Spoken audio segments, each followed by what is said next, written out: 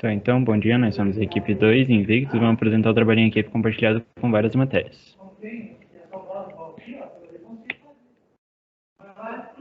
Então, eu fiquei com a parte de biologia e vou começar falando o que é histologia humana. Histologia é uma área biomédica que estuda os tecidos biológicos. Na área da saúde, a histologia humana permite realizar diagnósticos de diversas doenças a partir de estudos comparativos entre tecidos saudáveis e doentes. O objetivo principal da histologia é descobrir as relações estruturais que deverão contribuir para o entendimento dos processos vitais do organismo vivo.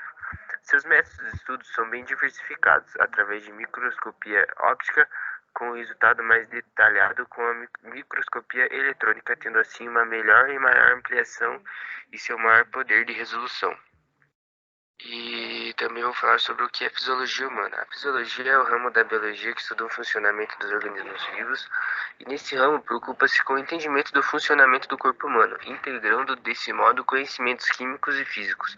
Essa área estuda desde as células até os sistemas que compõem o corpo. E de que maneira os ramos da histologia e fisiologia humana permitem conhecer, identificar e efetuar ações de combate à Covid-19? Relacionando os dois conceitos, a histologia estuda os tecidos biológicos, estudando sua estrutura. Quando se trata do combate do coronavírus, nesse estudo é possível detectar anomalias devido à Covid-19 nos tecidos, compreendendo como elas agem e como evitam que se proliferem. Já na fisionomia, podemos compreender como o organismo, suas múltiplas funções moleculares funcionam. Devido à proliferação do vírus, o estudo da fisiologia ajuda a compreender como a patologia se comporta comparada a um organismo saudável e quais ações tomar para evitar que a situação se agrave mais do que o estritamente necessário. Então, aqui, se foi o Vinícius Taborda, ele não pôde comparecer devido ao imprevisto, ele não conseguiu chegar a tempo da gravação, mas ele mandou os áudios para não atrapalhar.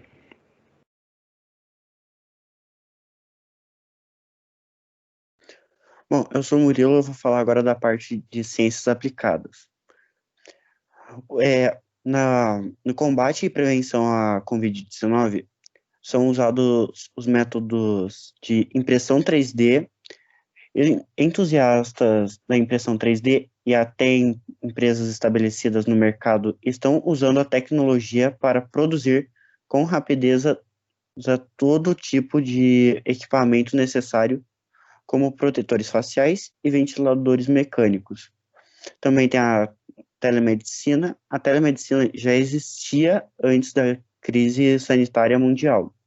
Entretanto, o coronavírus difundiu grandemente essa modalidade de atendimento à prática autorizada no Brasil pelo Conselho Federal de Medicina, enquanto perdurar a situação de pandemia. Pode aumentar a eficácia de atendimentos médicos, além de reduzir a possibilidade de disseminação da SARS-CoV, que é quase uma Covid-19. Também tem o rastreamento da doença. Uma das medidas mais eficazes de conter a disseminação da Covid-19 é rastrear as pessoas que tiveram contato com pacientes infectados. A estratégia foi adotada da Alemanha, mas se torna impossível sem a adoção de tecnologia de rastreamento. Ao rastrear o deslocamento de usuários celulares, as autoridades sanitárias podem alertar as pessoas que estiverem em contato com alguns doentes. Na sequência, podem ser testadas e acompanhadas de forma mais incisiva para evitar a disseminação da Covid-19.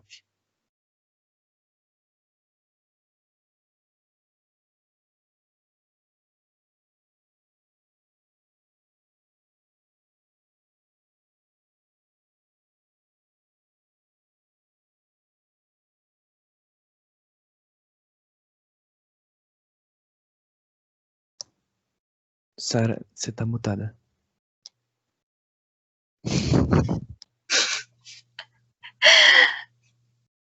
Tá.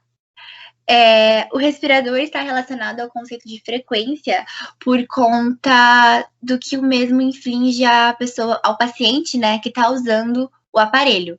É uma máquina hospitalar que tem sido muito utilizada no tratamento de Covid, assim como de outras doenças, na maioria que afetam o pulmão. O que acontece é que o conceito de frequência significa basicamente um movimento que vai se repetir por um determinado período de tempo, com um determinado intervalo de tempo também.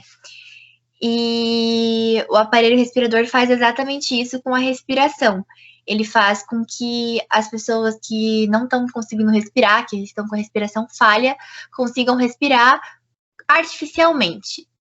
Agora, o conceito de período também está ligado ao aparelho, que era uma outra pergunta da mesma questão, por conta do fato de que período significa que é algo que tem começo, meio e fim. O que acontece no meio é o período. Tem um início e um final, e aquele intervalo ali é o período. Então, significa que o período é o tempo que as ondas levam para concluir o movimento que faz com que o indivíduo que depende do aparelho possa respirar artificialmente. Essa é a relação entre os conceitos e o aparelho hospitalar utilizado no tratamento médico.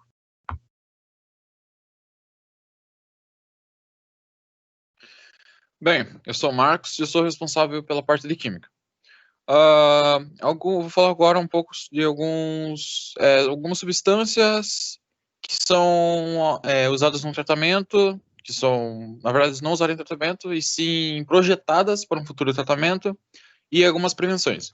O álcool em gel é uma substância exemplar nessa quarentena para auxiliar na prevenção ao Covid-19, que ele ajuda no combate do vírus, que quando a gente lava as mãos com o álcool em gel, grande parte, se não total, ocorre a eliminação dos vírus. Agora, eu vou falar algumas substâncias pensadas para o tratamento deles. O mesilato de navamostato é comentado pelos pesquisadores que o uso dele é altamente tendencioso a dar certo por conta da alta ação inibidora dele, da inibição da prótese do SARS-CoV-19. Ele inibe a infecção, a dilatação. Bem, outro elemento é a azitrocimina, que é um forte candidato ao combate ao Covid-19, e ele tem propriedades anti-inflamatórias. E assim como em outros vírus RNA, ele também pretende ser bastante efetivo contra, mas ainda não há comprovação 100%. A composição do álcool em gel, ela consiste num carbopol, que é um polímero espessante, e o álcool gel também é classificado como um álcool etílico, apesar da forma ser diferente e o nome também. A forma dele é CH3, CH2OH. A composição da azitrocimina é C38, HC32, N2, O12. E a do mesilato de navamostato é de C19, H1, 7N, 5O2. A função orgânica do álcool ela possui uma hidroxila ligada a um carbono saturado. A do navamostato é uma amida, que é radical amida, que ela é ligada a uma carreira carbônica. E a do azitrocimina é uma amina terciária, que o terciário está ligado a 3 cadeias carbônicas.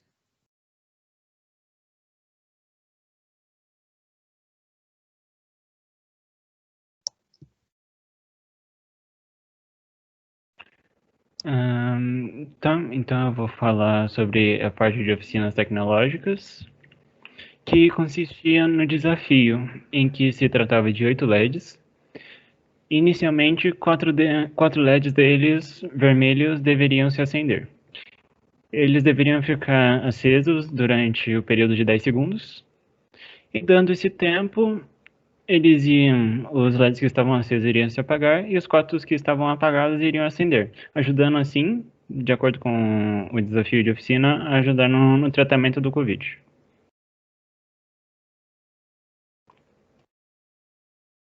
Aqui estão os códigos que eu usei. Certo? Eu usei o código repetir, definir pino e o código de espera.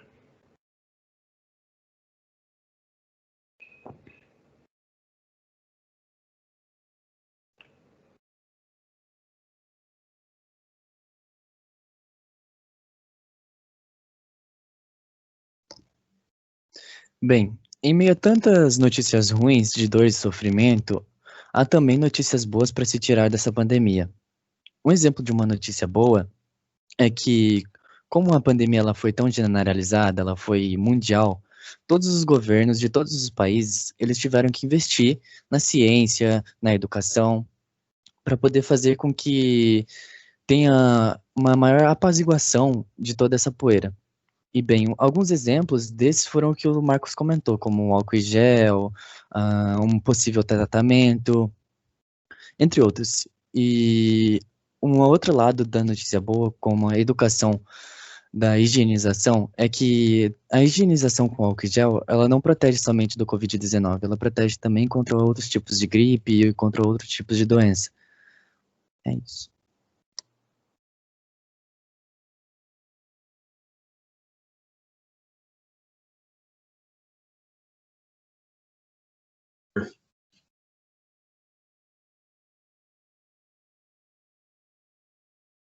Fechou? E aí?